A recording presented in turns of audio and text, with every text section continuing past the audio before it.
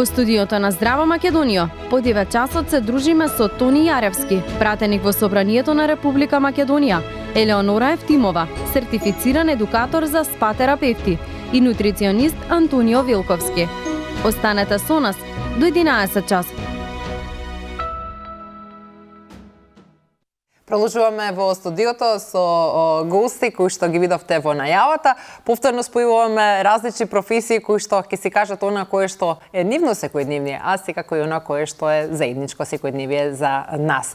Во овој дел ќе бидеме ваши домаќини, а секако и на нашите гости, јас и колегата Роберт. Ево, одамна не сме се биле у студија и во овој дел верувам дека убаво се помина со гледачите до 9 часот, а и од сега. Да. Како и секој утро, така и во овој дел. Мило ми е што јас и ти ќе бидеме домаќини во делот по 9 часот, со кој што ќе се дружиме со гости, ќе отвориме доста интересни актуелни теми. Така е, сега третиот гостин, за жал не е малку заглавен во собраќето, ова е програма во живо, ќе го почекаме да ни се придружи Антонио, но ајде да ги поздравиме оние гости кои што веќе ни се во студиото. Веднаш до мене е Тони Јаревски, кој што е пратеник во Собранието на Република Македонија. Добро утро. Добро утро, благодарам на поканата и можеста повторно да размениме мислења рано наутро. Така е. Дел си од многу случувања кои што се случуваат поврзани со најразлични закони и она кое што го носи Собранието, затоа денеска ќе имаме и повод што да позборуваме, секако актуелните избори кои што ни доаѓаат оваа есен и на таа тема, бидејќи си председател на комитетот, на општинскиот комитет ВМРО ДПМН и верувам дека можеби ќе ни кажеш некој да ни најавиш можеби нешто што ќе се случува, да, ексклузивно. Ќе видиме. Да. Една прекрасна дама ова утро со нас е Елеонора Евтимова, која што е сертифициран едукатор за спа терапевти, професија која што е дефицитарна, дефинитивно водна, но многу посакувана не само од дамите, туку и од мажите во сите спа центри кои што ги имаме, козметички салони и впрочем она на мото кое што денеска е многу важно, животниот и здрав стил кој што треба да го негуваме. Благодарам Вера на поканата. Драго ми е што сум овде и што ќе споделиме многу искуства не само од нашата земја, затоа што моето искуство е меѓународно, така да ќе ми биде драго да го споделам со вас и со сите гледачи. Ете така.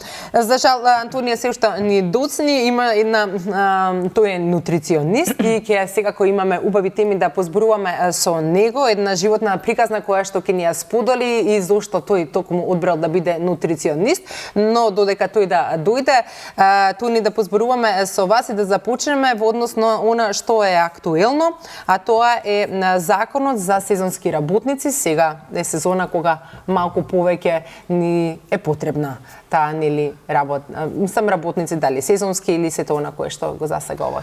Да.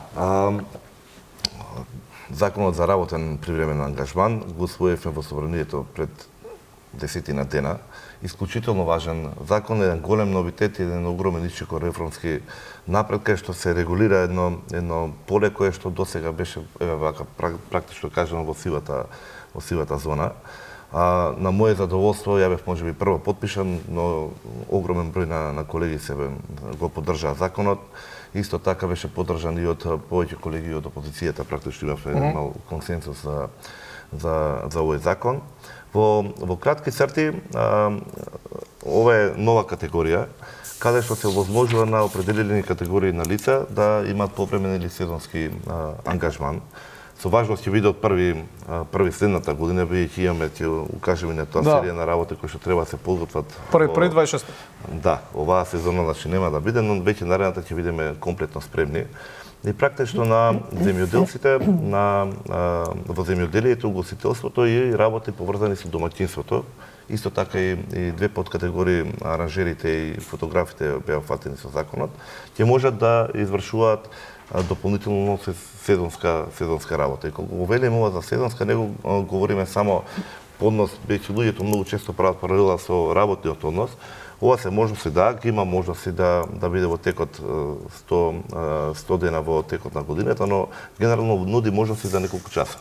Така да добар дел од категории на граѓани кои што претходно имаа проблем. Значи имаме една страна каде што и работодавачите беа соочени со ситуации да сака да го пријави да не може од X причини работникот да биде пријавен. Од друга страна па со законот ја овозможуваме и заштита и на безбедноста и на правата на лицата кои што ќе бидат ангажирани по овој основ. Практично што е она што најмногу треба да се истакне и што привлече најголем интерес, практично студентите, па и лицата до 18 години кои што исполнуваат услови на пример средношколците, пензионерите, ќе можат да сезонски да работат, сезонски да имаат повремен работен ангажман, но при тоа нема да ги изгубат оние поволности и бенефиции кои што им следувале. На пример, стипендии, како имаат студентите, не ги губат, он ќе може да има ангажман, за разлика од работниот кај што ги губат, или пензионерите нема да изгубат својата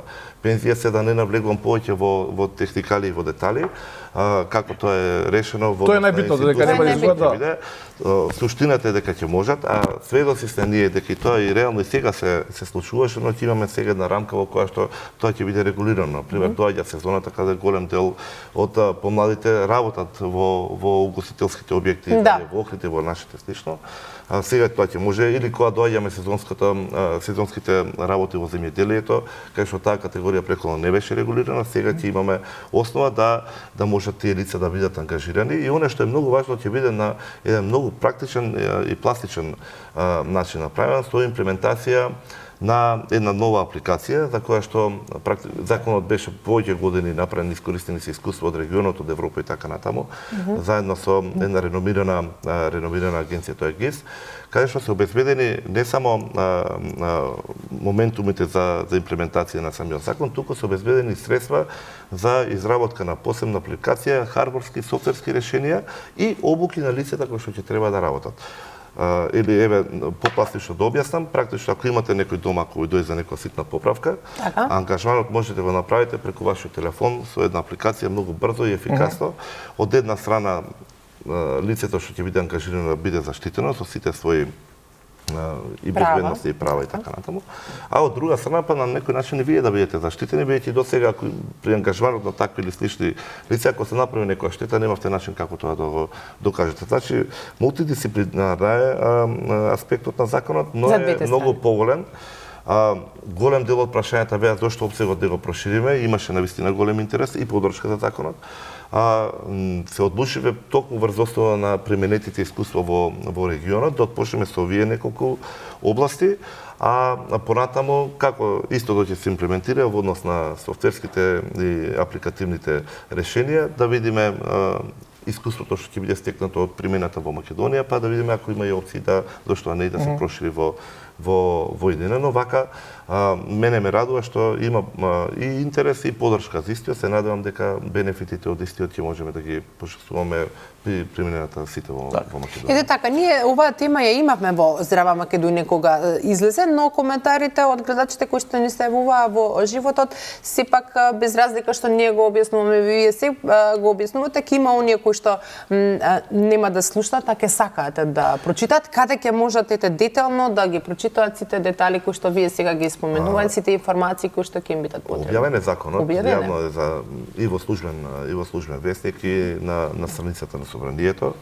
Значи таму ќе може секогаш кога може, мислам дека веќе отпочна и консултантските куќи во нивната тековна работа веќе го објаснуваат. Дополнително да се информираат. Апсолутно. И значи не се само предпријатијата, туку имаме опција, треба да го знаеме и ние да искористиме секоја можност дека истото ќе може да биде применето и за работите во домаќинството, без оглед дали тоа се ситни работи во дворот или при изведба на некои така посетници детишки работи во нашето секојдневие дома. Така, ни се придружи и третиот гостин Антонио Велковски, нутриционист. Добро утро и за тебе. Добро ве најдов, во гужвава низ градот успеав да стигнам. Да, добро, програма во живо, да. Страшно е. Да, баш страшно. Особено пред вака продолжен викенд, знае малку повеќе да има гужва. Се надеваме дека и со тебе ова утро убаво ќе се дружиме. Секако дека имаш и одлични соговорници кои што верувам дека може и ќе си најдете некоја заедничка тема. Елеонора, кога станува збор за едукација, за спа терапевти, еве сезонски работници споменавте, што всушност се те опаѓа една едукација за спа терапевт, како се станува? Така, јас пред се морам да кажам дека моите едукации каде што сум ментор се на ниво на Италија, не се во Македонија, затоа што веќе 11-та година сум овластен едукатор за Evolution и за GOAM, тоа е козметика која што е на прво место глобална, лидер е во борба против антицелулитни производи и против гојазност. Тоа е козметика која што е примарна во спа центрите, широм Европа, па не случајно ги држиме тие обуки точно за спа терапевти. Обуката за спа терапевт секога се состои од практичен и теоретски дел, каде што примарен апсолутно е практичниот дел, кај што започнува со базични нешта. Например, ги воведуваме самите кандидати во моментот како да пречекаат, нели, најосновното клиент, како да адаптираат самата просторија за работа, како да ги запазат одредени протоколи кои што се од аспект на безбедност, да нема контраиндикации при изведување на третманите и слично. Исто така многу е битно кандидатите да имаат завршено минимум средно образование, значи да имаат 18 години, мора да се полнолетни, да имаат некакво стручно, односно или физиотерапевски техничари, или козметичари, или завршени едукации од минимум 160 работни часа во областа на масажа во некој верифициран центар.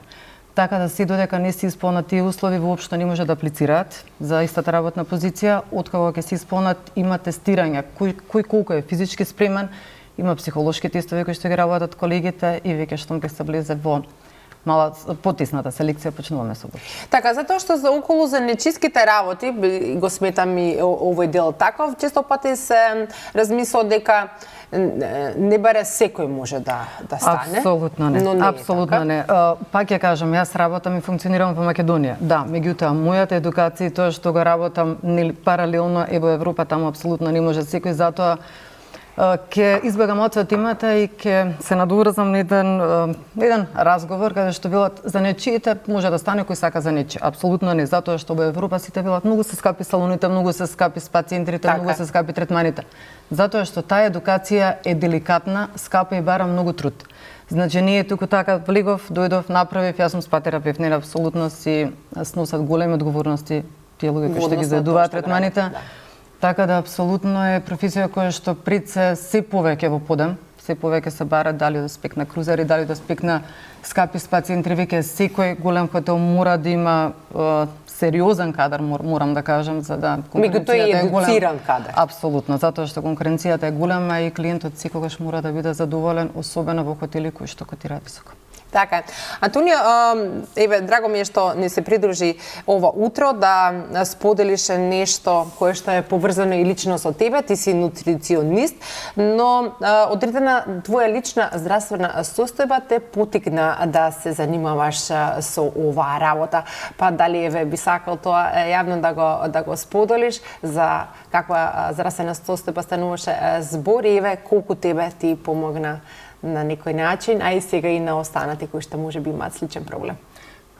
Јас сум го кажал тоа неколку пати, почнав еден период многу да претерувам со диети, испробувања. Еве ме радува што во спа центри има нели исклучиво едуцирани луѓе, кај нас со нутриционизмот и храната некако тоа не е решено. И јас сум бил некако жртва веројатно на тие интернет експерти, нели пред некои 10-15 години. И баш тие мои експериментирања со храна ме доведоа до некои преголеми навлегувања во исхраната, па дури и кратење на калории и слично, што после ми се одрази кон полош однос со храната, односно кон некои фази на булимија.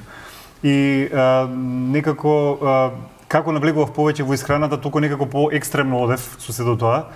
И во еден момент, пред се тргнувајќи од себе, сватив дека морам да се едуцирам малку повеќе во врска со исхраната, а после, ако сакам на некого тоа да го пренесам тоа знаење. Тука некаде ми се моите почетоци со нутриционизмот. Веќе во 2016 година некаде јас дознав тогаш прв пат дека се отворил кај нас факултет за нутриционизам. Уште тогаш бе во таа моја некоја фаза со тие проблеми со исхраната што ги имав. И понатаму си нанесов и некои проблеми со дигестија, што до ден денеска на некој начин во поблага форма си ги влечам. Како дојдов на факултетот, некако и имав борба со самиот себе си дека тие информации што јас ги имам и тие што вистински важат за исхраната се на некој начин се разидуваат. Првично не можев ни јас да ги прифатам, меѓутоа со текот на времето, кога ќе видам дека се е тоа научно подкрепено, дека нема потреба од такви страшни рестрикции во исхрана, исфрлање групи храни, како што сум правил јас, дека може да ме доведат до некои, да речеме, состојби како што дојдов. Некако многу ми помогна самата едукација, факултетот и некако и денес кога зборувам со клиенти тргам баш од тој аспект. Значи да не се претерува со претерани не знам диети сега нели популарни се. Да, многу се популарни. Се уште се кето, ро, па не знам детоксикација на така, да. Значи секој си е приказан за себе си и тоа не го сваќаме дека за секого не може се да одговара. Така. Јас на пример се сведов едно време, мислев дека е тоа исправно со некои 1900 калории, при тоа трчав по 15 километри и 10 на години бев помлад, нели? Што значи мене само базално метаболизам не ми бил 1900 калории, значи да функционира срце, да можам да дишам. Меѓутоа тоа не сум го знаел, затоа што следејќи ги тие експерти на интернет, нели, сум сметал дека сосема е исправно, без да знам дека си наштетувам. Дури еден период мислам дека кога направив крвна слика ми беа изместени тироидни хормони, имав премногу покачено ниво на креатинин, што значи распаѓање на мускулно ткиво. И разни други последици, што некако ми беа аларм. Да, веднаш не го прифатив тоа, нели, како некоја закана, нели, дека нешто се случува. Мислев дека се уште сум на добар пат, меѓутоа кога вака во подсвеста ќе ни влезе, нели, некоја таква информација, свикам па никаде е најдобро тоа што го правам, што ме ваква крвната слика, нели? Да. И по неколку години, пак ја речем, факултетот доста ми помогна и мене да си помогнам со исхраната, а и сега се надевам дека ја пренесувам таа информација на клиентите. Да, сакав ова да го прокоментираме од твое лично искуство, затоа што сега достапни ни се многу информации на интернетот и не е погрешно да читаме, да си истражуваме, но сепак од она кое што нели ќе го најдеме, ќе го прочитаме, треба на крајот од денот повторно да се советуваме со стручно лице кое што ќе ни ги потврди тие информации или пак ќе ни даде правилната насока во однос на она кое што сакаме да го постигнеме, дали е слабење или пак подобра физичка кондиција или само мускулна маса, покачување сето она, дека треба сепак на крајот од денот да се консултираме со стручно лице па да го одбереме она кое што е најсоодветно за нас. Да, денес апсолутно, значи ќе погледнеме некоја, имаше едно време, мислам дека тоа беше некоја безмислена форма. Секој ден да се јаде иста храна, нешто беше така, некоја таква диета. Јас викам, дали размислуваме кои хранливи материи ги внесуваме кога имаме каков и да е начин на исхрана. Да. Ми одговара на пример кето, нека биде кето. Меѓутоа дали успевам да ги достигнам сите хранливи материи што ми се потребни да функционирам. Не денес, не утре, туку зборувам за на долг Така. По една година, како нутритиви, дали се доволни? Да, дали се доволни тие хранливи материи што не ги само и како калоричка вредност. Да, не е само калориите, не се битни само калориите, не е само битно дали ќе внесувам доволно протеини, доволно јаглихидрати, каде ни се микронутриентите во таа комбинација. Што ќе правиме кога ќе наполниме 40-50 години, кога организмот нема да трпи толку осцилации со исхраната во однос на минерали и витамини. Така е, значи на 20 и некоја година, па и 30 и некоја, уште успева организмот да компензира, па некако можам да јадам што сакам и здрав сум и се е во ред, меѓутоа нагоре веќе ги гледаме последиците и мислиме дека настанале во моментот, а уствари всушност се тегнат корени баш од тие години кога сме експериментирале со исхраната. Така, добро че ние секој ден експериментираме, ќе видиме што ќе дочекаме. Потешко се славе после 4 само. Ако се внимава не. Не, да. Порал многу полесно беше сега. Добро, тема диета сегаш актуелна пред лето посебно, така да. Тоа се првите совети кои што праша го човекот како да ослабам за кратко време, што да направи така да. Кажеме што да јадам за да ослабам. Во тие спа центри каде што работиме, значи неопходни се добри нутриционисти и секогаш се советуваме со нив и буквално истиот пристап го имаат, кога ќе рече што е најефикасно. Нема најефикасно, се е согласно потребите на човекот кој што треба да се третира неговата здравствена зависи дали му што му одговара, нели? границите, така да апсолутно секаде сте примарна карика, само кај нас и уште луѓето. Тони, како се исхранувате во собранието? Има ли некоја интересна анекдота? Кето се во собрание. Кето ме не имаат. Не го посетувам ресторан, тука се трудам барем по еден оброк дневно да надминам. Не сум експерт како господинот тука, иако он е благословен со тоа знаење што го има, но факт е тоа дека денешницава ни наметнува некое темпо на работа или на живење каде што за жал ние здрави навики што ги имаме дали за на исхрана или да доволно вежбање, некако секогаш ќе ги оставиме во втор план на сметка на нешто што не е нас поважно што мора да се направи и се сложувам веќе годините како поминуваат, треба веќе повеќе да внимаваме, навистина е исклучително важна тема. Со тоа што јас од секој сум верувал, секој организам си е самиот за себе посебен, но и секој поднебје си е за себе само посебно. И би требало да се трудиме што е можно повеќе свежо и од нашето понудје храна. Тоа е барем во кај мене, не сум некој гурман, ќе се радував да можев тука да споделам веднаш дека можам да направам ова или она. Нашите манџи се здрави. Ништо, не се викаме. Добре, господине Тони, како што кажав, наистина очекувате локалните избори, вие сте председател на општинскиот комитет на ВМРО ДПМН, ете доколку ја имате поддршката од владината коалиција, дали би се кандидирале за градоначалник на Карпош и дали што сметате дека вие дополнително би допринеле за оваа општина? Кај нас течат се уште постапките. Една голема група на градоначалници кои што практично ќе бидат повторно градоначалници веќе беа објавени. Тоа се наши сопартици кои што навистина се гордееме, кои што во овие 4 години покажаа многу подај себе и по однос на реализација и по однос на проекти кои што навистина го подобрија животот на граѓаните. Сложена е постапката, се вршат многу испитување на јавно мислење, различни координации и така натаму и ја верувам, знам дека е поинтересно и за вас и за јавноста кој. Она што нас не фокусира и на локално ниво е што и како. Односно да се обидеме да ги детектираме сите проблеми и за истите да најдеме соодветни решенија. Не само решенија, односно да бидат преточени во некои предлог проекти, реално изводливи, со добра финансиска рамка која што во наредните 4 години може да ги надминат проблемите, бидејќи и во Карпош како и во другите општини имаме простор и потреба за подобрување, дали е тоа културата, дали е спортот, начинот на образование, услугите што ги даваме и се разбира начинот како ќе се реши, односно ќе се противставиме на овој урбанистички хаос кој што се случува. Сметате дека тоа е главен проблем на општината Карпош во однос на урбанистичкиот? Кога станува збор за проблеми, нема проблеми кои што може да се подценат. Секој проблем што тангира директно некој нај сограѓанин е најголемиот проблем што може да се соочи. Наша работа е да дадеме соодветни изводливи решенија.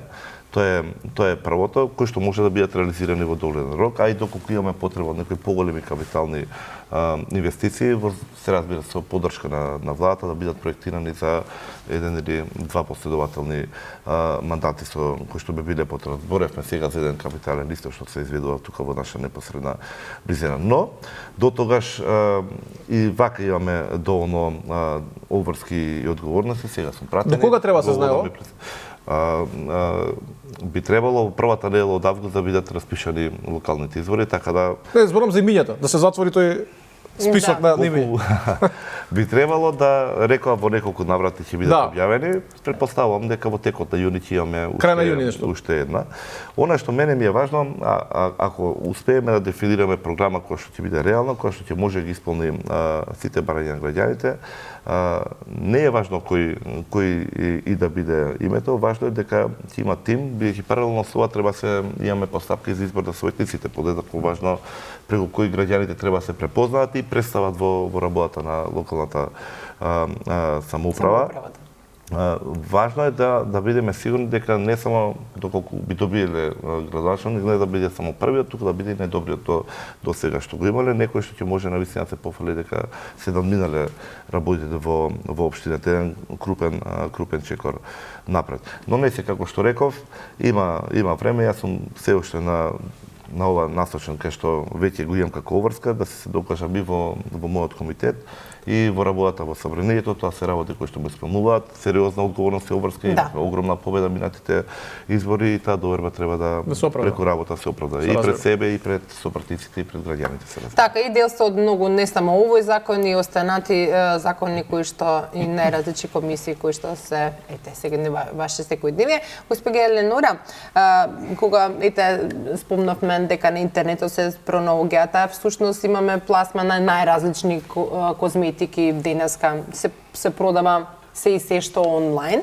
Како на некој начин да препознаваме квалитетна козметика со оглед на тоа нели дека понудата е огромна на пазарот, да на некој начин и тоа не е туку така, може да се појават и алергии и нарушувања на здравјето за кои што не сме свесни во првиот момент кога нарачуваме и купуваме. Така, апсолутно. Јас ќе се надобразам на вашиот одговор, односно прашање кон господинот нутриционист. Еднакво е исто. Значи, луѓето како што читаат за исхрани сами си ги детектираат, да не кажам тие исхрани, истото го прават и со козметиката. Пред се многу е битно да се консултираат со стручно лице, доколку се работи за некаков здравствен проблем, на алергиски реакции, екземи и слично, постојат дерматолози. За останатите, нели дали одредување типови на кожа, каков тип на кожа, што би било соодветно, постојат козметолози кои што правилно ќе ги насочат за каква козметика станува збор. Исто кога бираме сами, најчесто според мене квалитетната козметика преферирам да ја купам во аптека, некоја навика исто има во дрогерија, меѓутоа баш преферирам да ми биде купено во аптека. Можете да го прашате вашиот фармацевт кој што и така ги знае состојките и ќе ви упати правилно. Времето на интернетот колку што е лошо, толку е добро во последно време, затоа што со едно скенирање на тој код кој што се наоѓа на производот можеме да видиме дали е тој органски, дали е природен производ, бидејќи тоа се два различни називи во принцип. Едно е да е природен производ кој што може да има хемиски состојки внатре, друго е да е комплетно органски кој што е заштитен со одредени сертификати кои што се издадени на основа на тоа каков е производот и во која органска категорија припаѓа. Значи природен со органски различен. Знаете, различен, да, апсолутно, и тоа се меша. Исто многу треба да се внимава на тие состојки затоа што пак ќе кажам, интернетот го олеснува животот, за некои работи го отежнува, меѓутоа, како што вие кажавте за исхраната, ворите вашето стручно лице да ви препорача, па може да изгуглате, нели секогаш е добро ние да се едуцираме. Сите состојки кои што се наведени во самата декларација, првите состојки, односно примарните, се секогаш со најголема количина во себе. Така да можеме да видиме која е основата на производот. Треба да внимаваме да не користиме производи кои што имаат силикони внатре, затоа што се исклучително штитни. Парабени, кога ќе ги видиме тие две назнаки, треба нели да ги избегнеме што повеќе, особено кога се работи за деца, исто се прават секакви грешни избори, морам да кажам, и затоа секогаш практикувам да се почитува мислењето на стручно лице и на лицето кое што е вработено точно во таа установа каде што може да ви излезе прецизно во пресрет. И секако да се прочита, никогаш не е одвишок. Така, всушност сите тие работи и се наведени на самиот производ, само треба ние малку повеќе да сметам дека затоа и тие состојки на самата декларација се повторуваат, буквално се ставаат повторно, заради тоа што се клучни состојките. Многу е битно, нели, да се посоветуваме со фармацевтот во случајот, јас пазарам во аптека, повторно ќе кажам, што и како значат овие состојки, затоа што не секоја состојка одговара на секој тип на кожа, исто е нагласено на декларацијата, затоа и тие декларации се исто олеснуваат, секоја декларација мора да е прецизна, значи точно преведено од самиот производител што и како таргетира. На некоја декларација ако пишува дека тој производ е за масна кожа, на пример, вие го користите за сува кожа и така како може да направите проблем и контраиндикација наместо да бидете бенефитористата. Така е. Антонија, и Роберт да спомена, ни доаѓа летото и навистина бараме магични стапчиња како до супер идеална форма за... Позната ми е темата. Ќе си почне од септември. Но актуелно е тоа. Постои ли тоа на некој начин? Таа некоја брза трансформација која што можеме да ја направиме, а всушност да не заборавиме и на хидрирањето кое што е итекако потребно во овие топли денови, кои што никако во нашава земја од чизми сме во сандали, од сандали во чизми. Грејање на ладење. Да. Апсолутно. Има решенија, значи тоа и за брзи решенија постојат. Како тоа пак ќе се навратам на тоа како ќе ни се одразат на здравјето, тоа е веќе друг моабет. Меѓутоа, дека може со брзо решение, нели, со некои нискокалорични диети да се реши проблем, да се ослабе или не знам што, секако дека може. Меѓутоа, сите тие драстични промени за организмот не се добри. Што би се случило? Прво, туку тврдам дека со тие брзи диети најмногу се губи во мускулна маса. Кога ние губиме од мускулната маса, со тоа на некој начин го забавуваме метаболизмот. И секогаш се појавува онаа ситуација, ја држев диетата и после дупло ги вратив килото. Затоа што сме успеале со тие брзи диети да ја смениме композицијата на организмот. Односно повеќе да превладува масното ткиво, ние не сме успеале да го истопиме, ама затоа сме успеале мускулно ткиво доста да изгубиме, кое што фактички е највеќе метаболички активно и кое би требало најмногу да ни троши калории во мирување. Ние сме го изгубиле во голем дел, тоа го кажувам и од сопствено искуство баш во тие фази, нели што ги правевме мојот претходно. Така што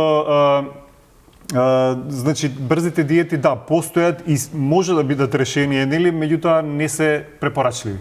Најдобро е ако веќе се сака нешто да се коригира во однос на тежината, да се почне некаде, ако е веќе за лето, да се почне од февруари, на пример.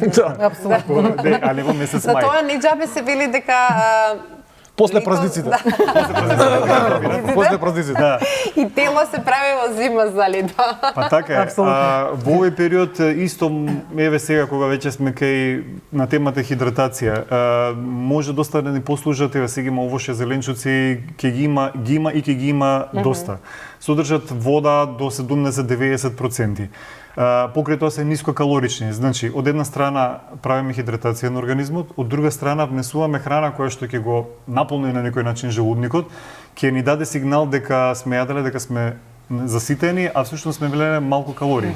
Организмот нема рецептори за калории, не препознава калории. Значи ние треба на некој Само начин волумен. волумен, повеќе волумен и тип на храна што го внесуваме. Протеини, масти го успоруваат варењето, тоа ни придонесува полого време да бидеме сити, нели, такви некои трикови да речам, така што летото, есента се идеални за такво нешто. Една поголема салата, домати, неколку да изедеме и веќе ни е полн желудникот, како да кажам. Значи, на некој начин да метнеме малку повеќе зеленчук и овоше, не само што ќе го хидрираме организмот и ќе заштедиме на калории. А и ќе ослабеме. И ќе ослабеме, па тоа доаѓа, нели, како последица на сето тоа. Но ете има овоше кое што велат дека има наразлични размислувања кога се исхраната, што треба да се јаде наутро, што треба да се јаде навечер, не шеќери навечер, или всушност, како што кажате, организмот не ги препознава калориите, туку само волуменот. Дали навистина постои или е тоа мит кога што посебно треба да се јаде? За овошето, нели? Да, зависи за кого се работи. За здрав организам јас немам никакви ограничувања, например, кога знам јас например дека ќе имам тренинг наутро, например, дека ќе вежбам. Мене ми е најдобро јаглехидратите да ги имам подоцна во текот на денот, за да имам доволно резерви за следниот ден да можам да го издржам тренингот, затоа што никогаш не одам со полн желудник, нели, не можам да јадам па да одам. И сега ако станува збор за некоја здравствена состојба, типот на инсулин резистентност или диабет, тогаш треба доста да се внимава кај некои луѓе овошето во вториот дел од денот, па дури и овошето може да предизвика покачување на шеќерот до граници да не може пак да се врати во нормала. Меѓутоа тоа се, пак речам, исклучителни случаи. Кај останатите, кај здрав човек, овошето воопшто не е страшно ако се јаде и навечер или ако се јаде како десерт или не знам во која некоја друга комбинација. Или како ужинка. Како ужина, да. Знам дека е доста озогласено, посебно банани или не знам кои содржале повеќе шеќери или слично, меѓутоа не гледаме дека во бананата шеќерите се заштитени со витамини, со минерали, со диететски влакна.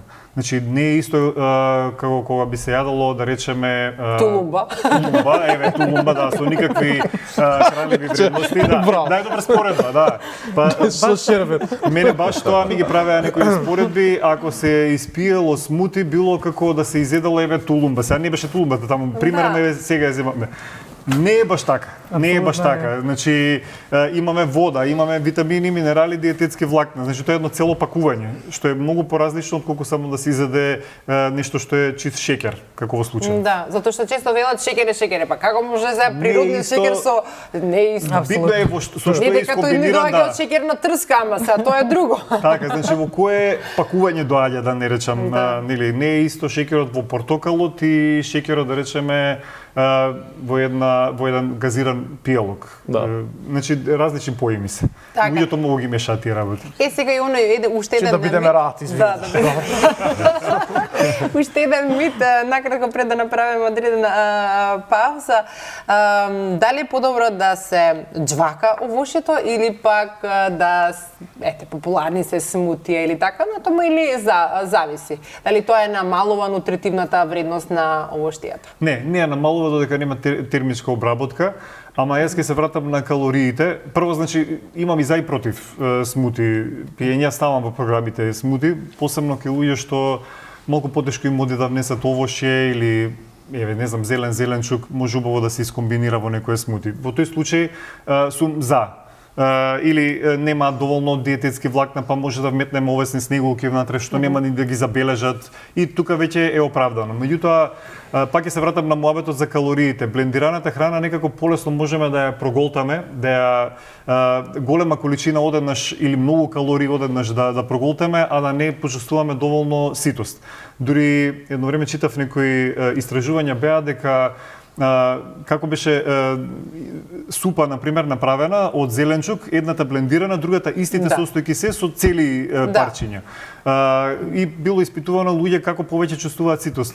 Истата супа, истите калории, луѓе повеќе чувствувале ситост кога биле цели парчиња, кога сме ги џвакале. Значи, го даваме сигналот, нели, кога џвакаме, даваме сигнал на желудникот да се подготви за храна. Лачење на плунка, кој што бидејќи нели варењето на храната започнува уште во устата. Да. Желудникот потоа дава сигнал на цревата и така натаму. Со блендираната храна чувството на ситост побавно го достигнуваме. Значи, и лесно можеме да проголтаме 500-600 калории, а без при тоа да се заситиме. Например, ќе ставиме, сега гледам мајките што прават за деца. Ќе стават и чија, ќе стават и путер од кикирики, ќе стават и 3-4 вида овошје, па тоа може да дојде кикирики е здрав, меѓутоа е калоричен, не се става. Морам да се надоврдам за ова баш. Ќе дојде калории. Комплетно се случува, значи таа заблуда. Доаѓаат жени и велат, јас не ослабнав, се јадам како што треба, путер од кикирики, па со лешник, после путер од лешник, путер од бадем. И еден колега французен морам да го посочам, били, па дали сте вие нормални? Зошто? Па знаете ли вие колку калории? Па изедате, еве не толумба чоколада, нека огромно, идентични се калориите, меѓутоа луѓето не го гледаат како такво. Путер од бадем, од лешник, тоа се така калорични јадења. Така се промовира и дека имаме представа дека промовира здраво, да, тоа е здраво, но количината е многу важна. Се е битно колку умирано и како. Значи смудијата се е окей, меѓутоа лесно може да претераме со калориите и според мене барем не ми е доволно тоа за да достигнам ситост. Значи тоа може само да биде ужина, а ако е некоја прекалорична ужина ќе додаде многу калории во текот на денот. Да, така. Добро, во смути може толумба ставиме да не се познае, да не се познае. И убаво да ја смутиме. Нема, не, све е здраво, се окей. Добро, тука за жал ќе мора да направиме една кратка пауза. Сега кога ќе имаме време по рекламите да си позборуваме се уште на она кое што нашите гости кои работат, ќе имаме убави фотографии да споделиме секако прашања, имаме дополнителни за нив кои што верувам дека ќе ни ги одговорат, а одговорите секако ќе бидат интересни. Одиме со реклама и се враќаме во студија.